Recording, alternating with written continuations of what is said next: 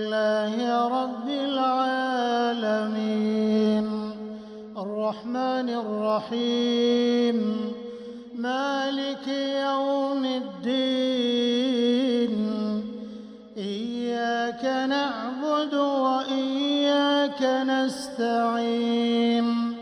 اهدنا الصراط المستقيم صراط الذين أنعمت عليهم غير المغضوب عليهم ولا